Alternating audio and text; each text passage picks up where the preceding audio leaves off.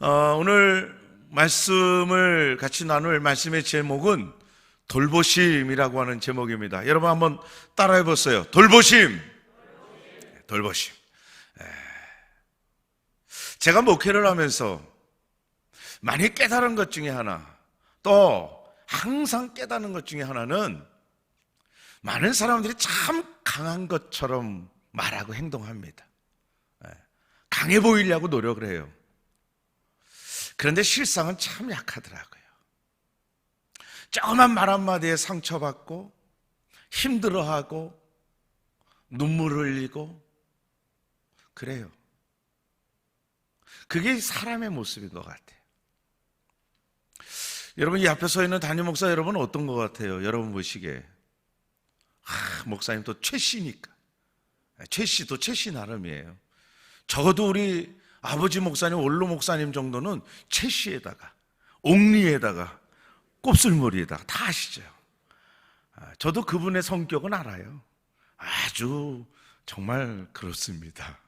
근데 저는 옥리도 아니에요. 머리도 곱슬이 아니라 그냥 빳빳합니다.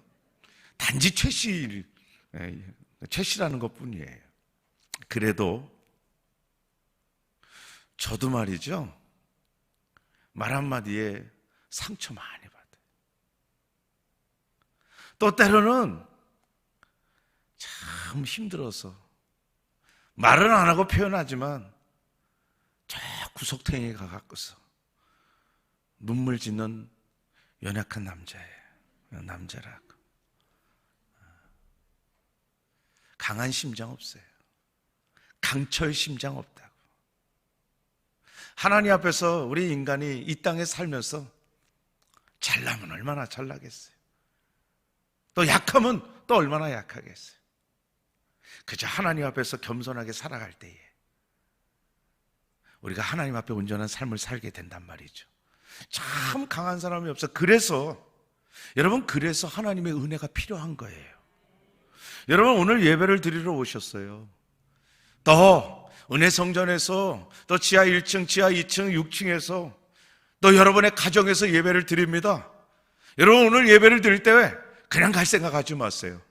오늘 하나님이 예배를 통하여, 말씀을 통하여 주시기를 준비하신 은혜 꼭 받을 수 있는 저와 여러분, 우리 모두가 되길 주의 이름으로 축복합니다. 오늘 우리가 읽은 말씀을 보면 우리 예수님께서 한 마을을 지나가시죠. 나인이라고 하는 동네를 지나갔어요. 이 나인이라고 하는 동네는 지리적으로, 위치적으로 저 북쪽의 갈릴리 지역의 최남단에 있는 동네예요. 여러분, 우리가 아시는 것처럼 이스라엘 사람들, 유대인들이 사는 그때 팔레스타인 땅에는 유대인들이 사는 지역이 두 지역이 있었어요. 저 북쪽에는 갈릴리 지역이에요. 그리고 남쪽에는 유대 지역입니다. 가운데 사마리아 지역이 있었어요. 원래 이 사마리아 지역도 유대인들이 살았죠. 그런데 아수르에 의해서 북이스라엘이 멸망당하면서 아수르 사람들이 저 이방 아주 외지 사람들을 불러다 놓고 거기서 강제적으로 혼혈족을 만들어요. 그래서 유대인들은 그 사마리아 지역, 그 북이스라엘의 수도였던 사마리아를 따서 사마리아 지역이라고 하는데, 그 사마리아 지역 사람들은 이방인처럼 피가 혼혈이 돼서 상종을 안 해요.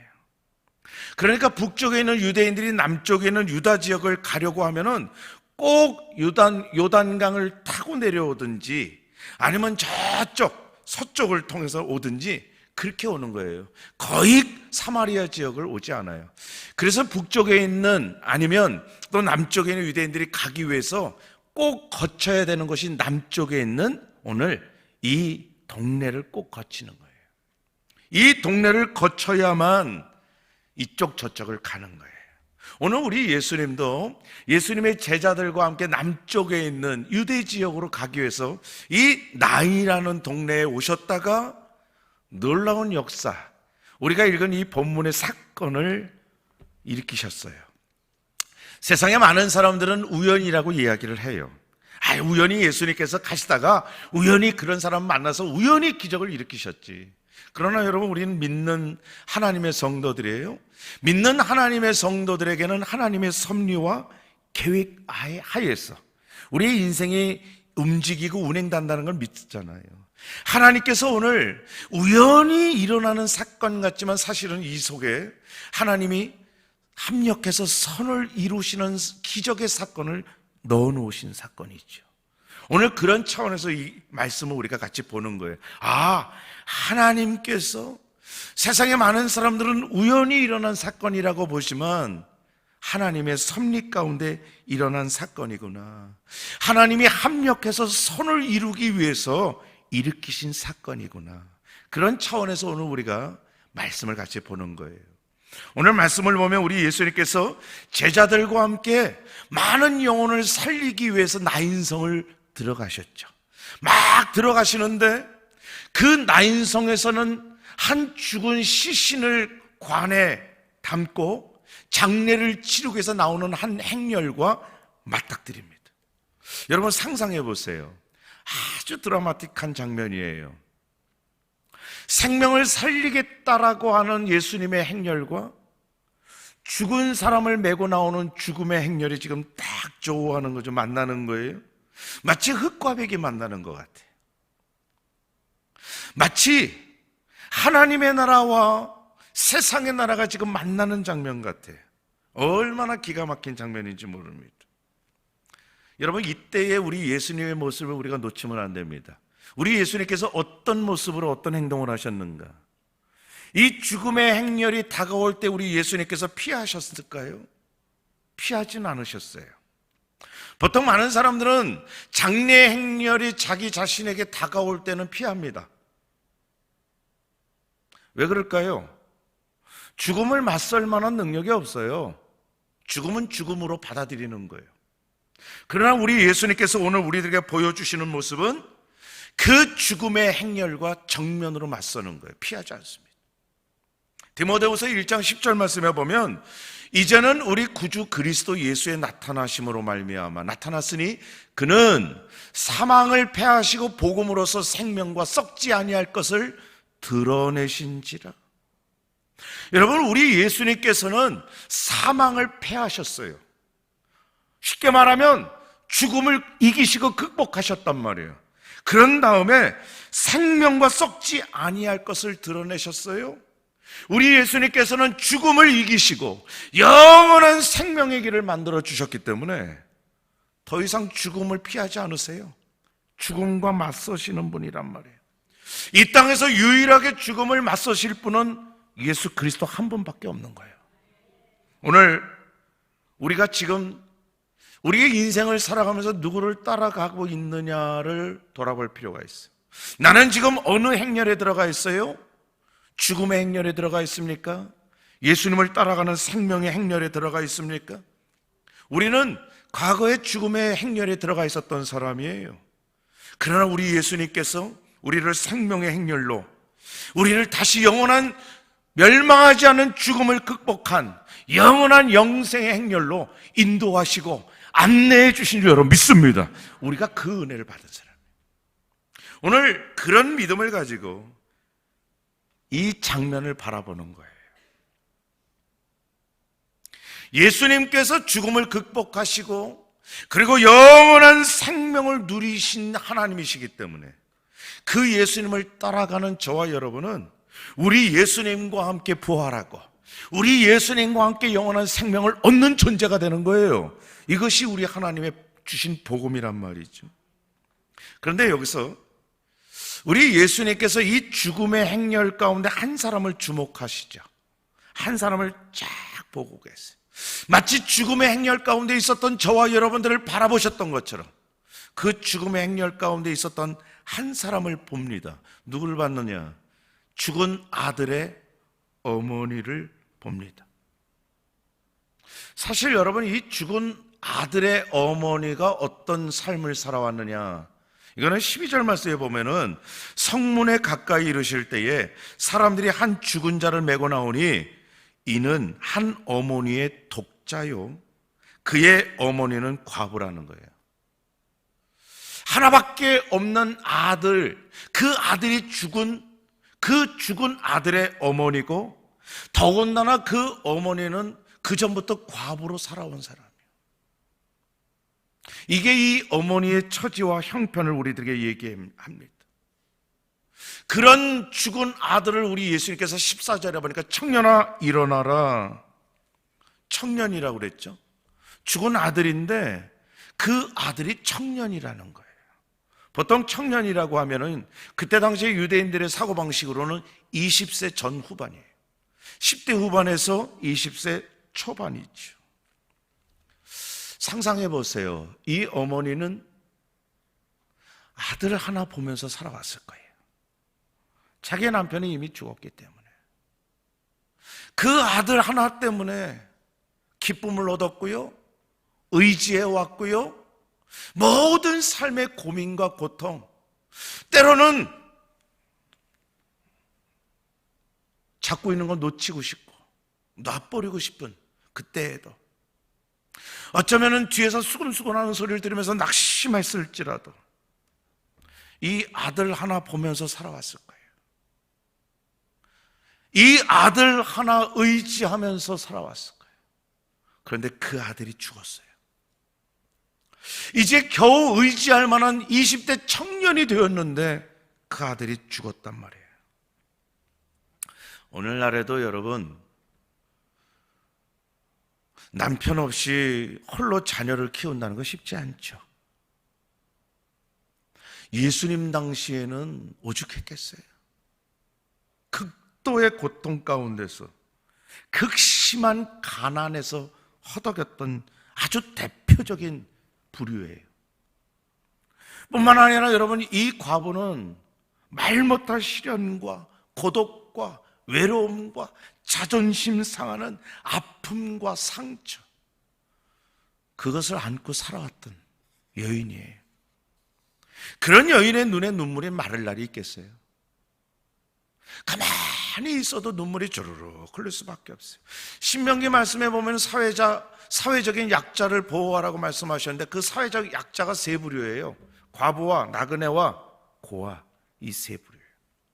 하나님이 보실 때도 이 세 부류는 너무나 불쌍해서 보호받아야 될 존재들이라고 아신 거예요.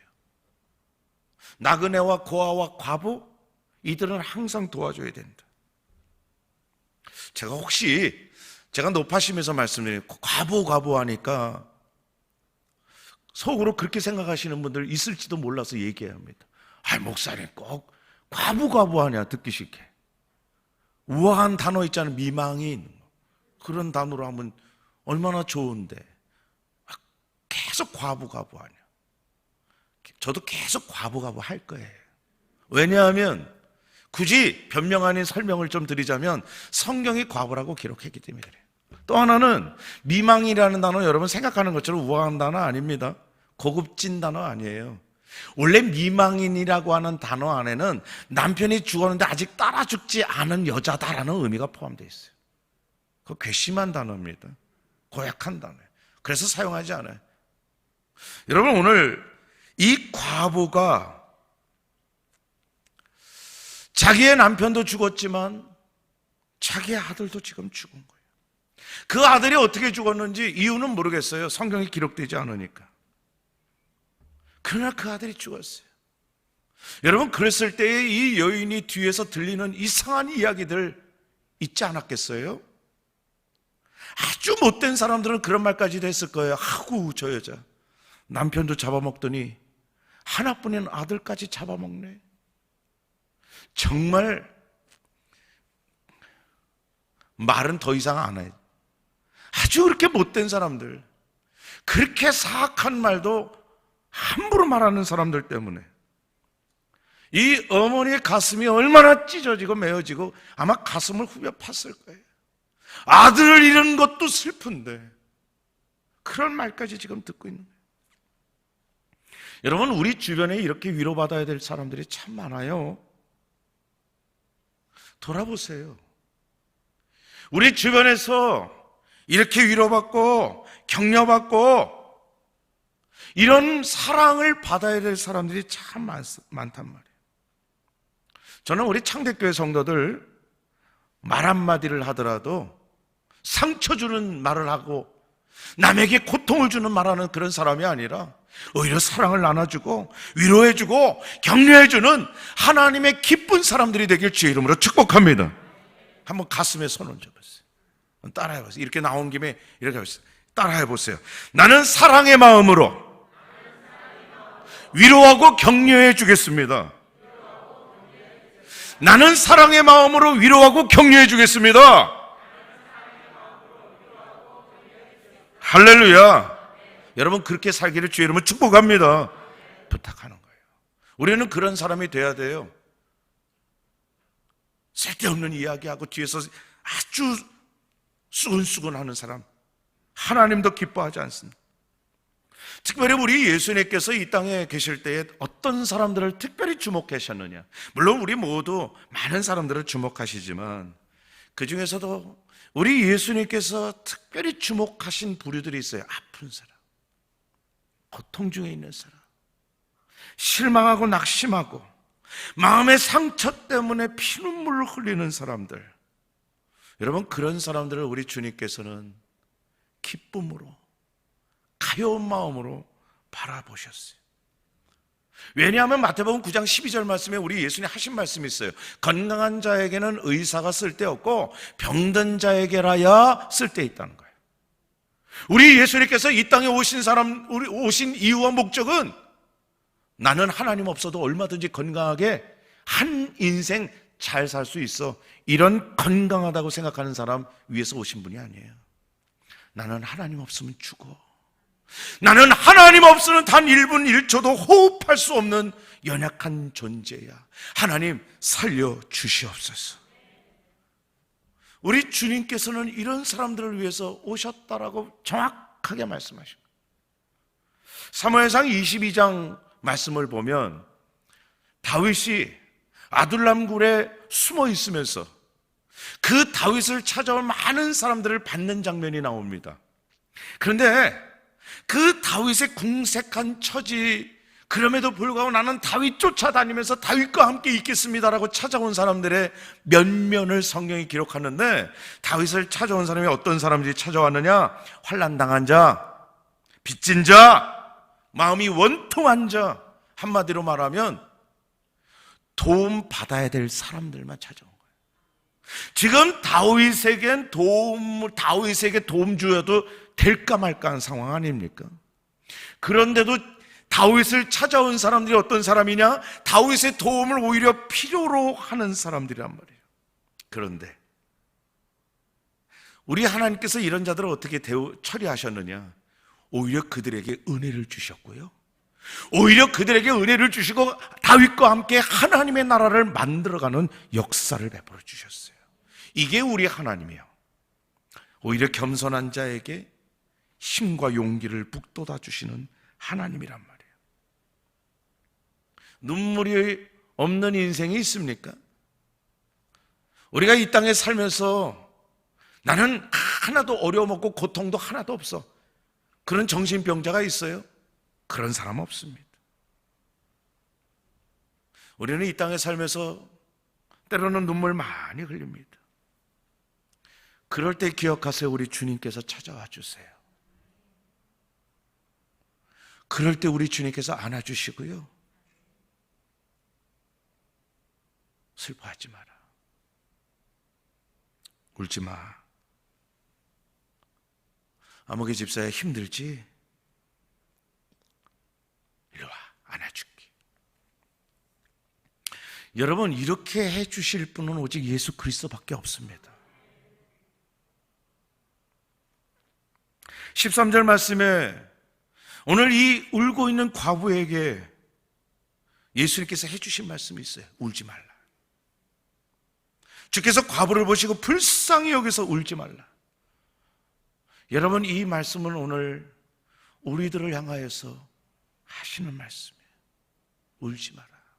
아무개 집사야, 울지 마. 또 한번 가슴에 손을 얹어보세요. 자기 이름을 넣고 용도야, 울지 마. 영심아, 울지 마. 자기 이름을 넣고 시작. 용도야, 울지 마. 아멘.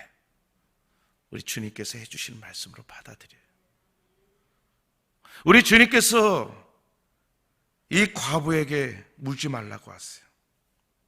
우리 주님이 하신 말씀이 항상 이래요. 두려워하지 말라, 놀라지 말라, 무서워하지 마라. 내가 너에게 평안을 주노라. 여러분, 우리 주님께서 이렇게 말씀하시는 데는 다 근거가 있고 이유가 있는 거예요. 우리 예수님께서 이렇게 말씀하시는 건 그냥 공수표를 날리고 헛발질하기 위해서 그냥 한때의 위로의 말로 해주시는 말씀이 아니라 우리 주님만이 눈물을 기쁨으로 바꿔주실 수 있는 유일한 분이기 때문에 그래요. 우리 주님만이 해주실 수 있는 우리 주님의 능력이란 말이죠. 여러분, 이 말씀을, 오늘 말씀을 통해서 우리에게 찾아와 주시는 성령 하나님께서 우리 모두에게 해주신 줄 믿습니다. 아무개야, 울지 말아라, 낙심하지 말아라, 주저앉지 말아라. 여러분, 이 과부에게는 죽음을 해결할 능력이 없어요. 그러니까 그렇게 사랑하는 아들이 죽는 것을 볼 수밖에 없어요.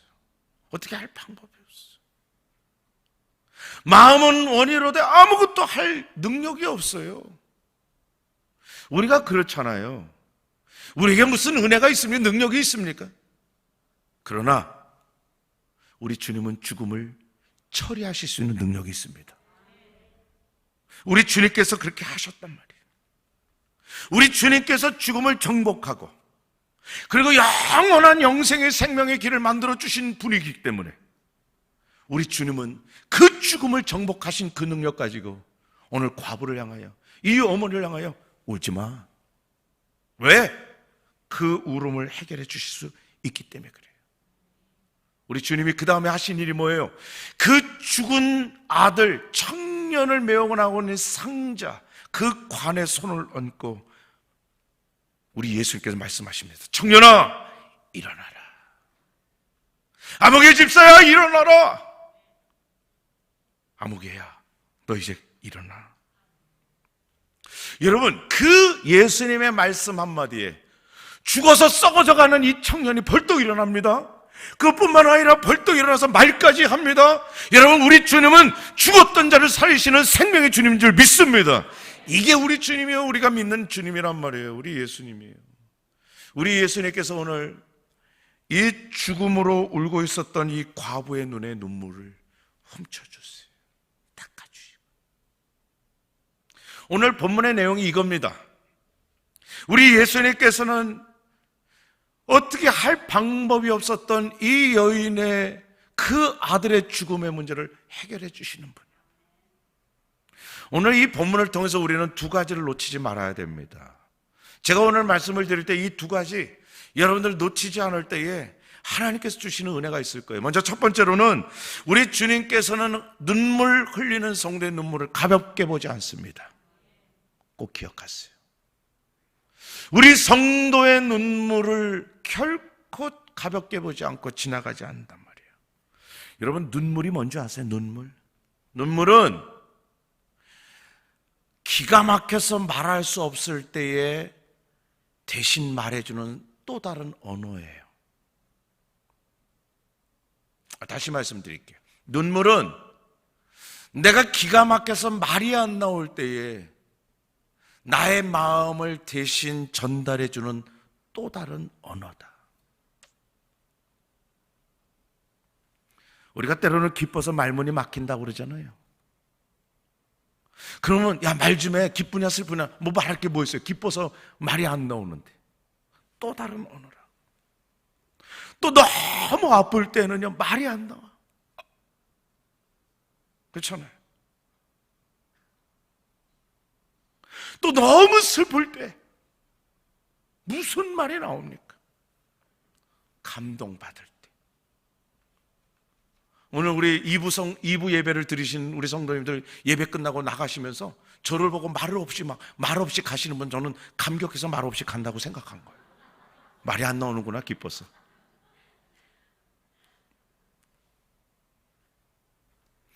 말로 표현하지 않아도 굳이 그 눈물 속에는 그 사람의 모든 마음이 담겨져 있어요.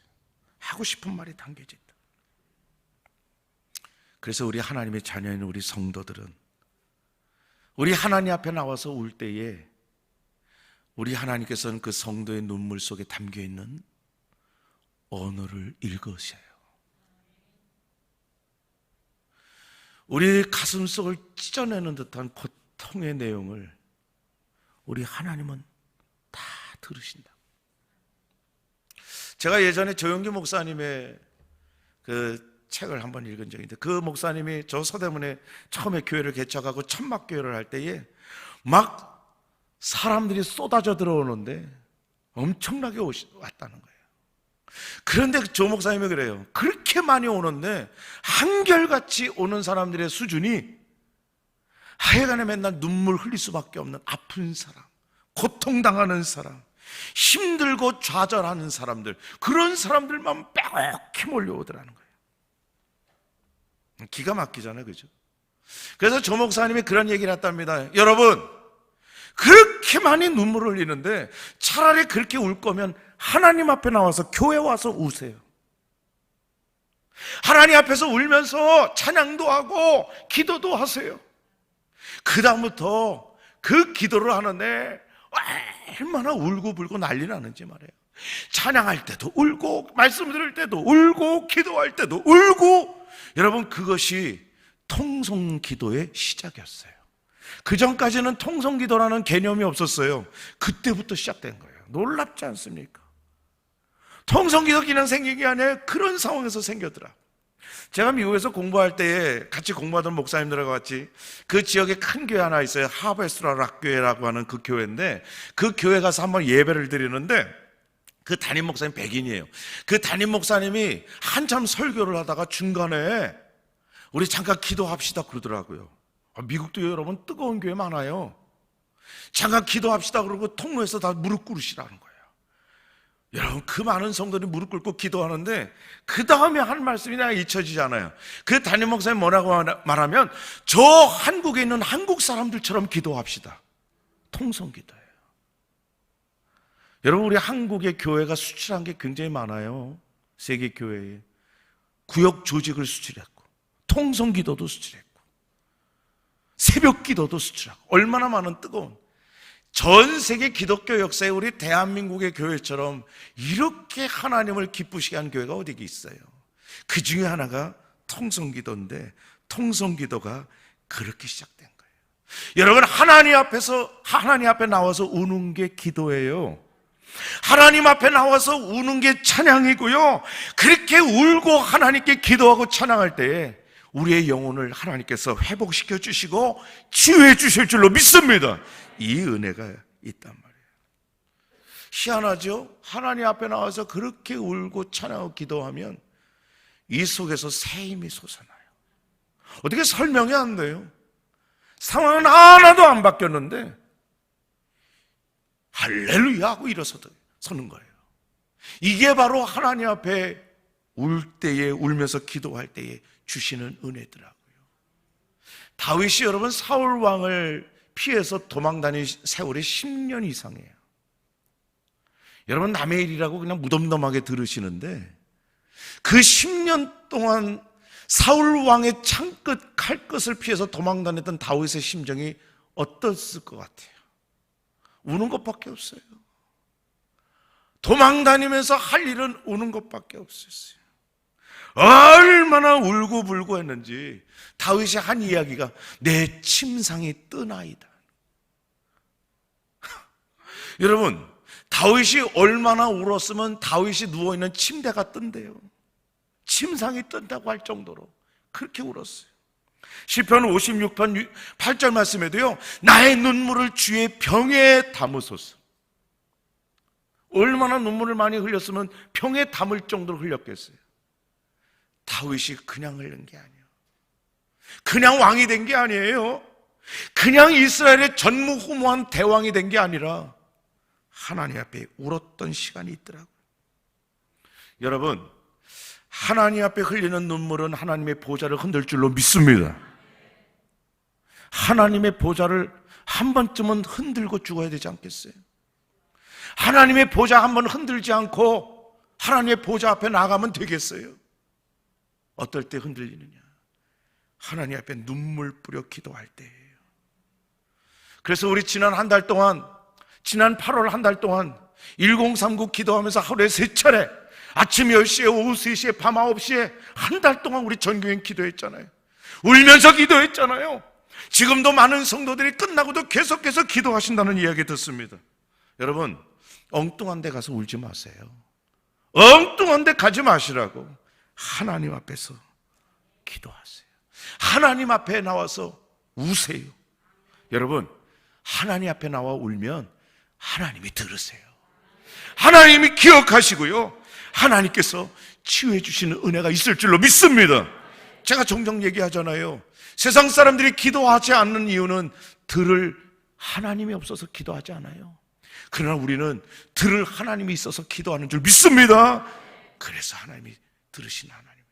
오늘 본문을 통해서 우리가 두 번째로 꼭 잊지 말아야 될 것은, 우리 하나님은 우리의 눈에 눈물을 닦아주시는 것뿐만 아니라 변하여 기쁨 되게 해 주십니다. 우리 하나님은 우리의 눈물을 닦아주시는 것으로 끝이시는 시시한 하나님이 아니에요. 우리가 흘리는 그 눈물을 보시고 그 눈물을 기쁨으로 기가 막히게 바꿔주시는 하나님이에요.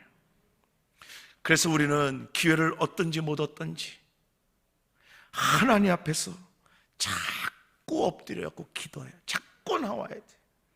히브리서 4장 16절 말씀에 보니까, 그러므로 우리는 긍휼하심을 받고 때를 따라 덮는 은혜를 입기 위하여 은혜의 보좌 앞에 담대히 나아갈 것이니라. 여러분, 하나님의 때를 따라 덮는 은혜 저절로 되는 거 아니에요. 하나님의 보좌 앞에 나오는 거예요. 우리 하나님은 나보다 나를 더 잘 아세요. 여러분보다 하나님은 여러분을 너무나 더 잘 아시기 때문에 우리가 눈물을 흘릴 때 우리를 이 과부를 불쌍히 보셨던 똑같은 눈으로 우리를 불쌍히 보시고 때를 따라 덮는 은혜로 갚아주시는 하나님, 눈물을 선으로 바꿔주시겠다고 약속하시는 하나님이에요. 로마서 8장 28절 말씀에, 우리가 알거니와 하나님을 사랑하는 자 곧 그의 뜻대로 부르심을 입은 자들에게는 모든 것이 합력하여 선을 이루느니라. 여러분, 하나님은요 큰 그림을 그리시는 분이에요. 깔짝깔짝 작은 그림 그리시는 분 아니에요. 내 인생 전체를 설계하시고 전 영역을 통하여 그림을 그려나가시는 분이에요. 신앙생활 잘해도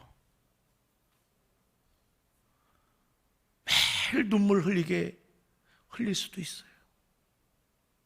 하나님, 내가 이렇게 하나님을 잘 섬기고 믿음으로 충만한데도 왜 눈에 눈물을 닦아주시지 않으세요? 그러나 지금은 당장 풍랑 때문에, 웅덩이 때문에, 고난 때문에 눈물 흘릴 수 있어요. 앞이 깜깜해 보이지 않을 수 있어요. 그러나 꼭 기억하세요. 하나님이 정한 시간이 흐른 다음에 반드시 이 고백합니다. 하나님이 이래서 내 눈에 눈물을 흘리게 하셨구나.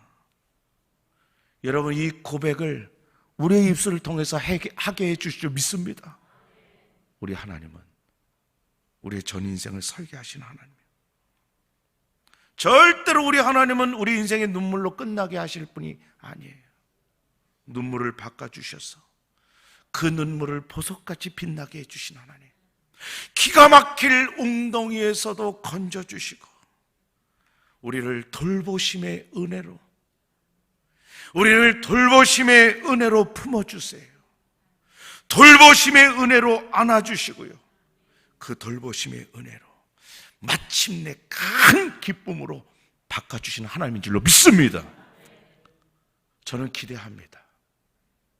우리 교회도 마찬가지고 제 개인적인 인생도 마찬가지지만 우리 창대교회에 속한 우리 모든 성도들, 눈물이 변하여 기쁨이 되고 감사가 되고 은혜가 되고 섬기게 되는 그 놀라운 하나님의 은혜가 우리 모든 창대의 식구들에게 차고 넘치게 되기를 주의 이름으로 축복합니다. 우리 잠깐만, 우리 창대 찬양 170번이에요. 창대 찬양 170번 우리 찬양하고 마치도록 하십시다. 예수 늘 함께 하시네. 고단한 인생길 힘겨운 오늘도 우리 좀 찬양하고 마치도록 하십시다.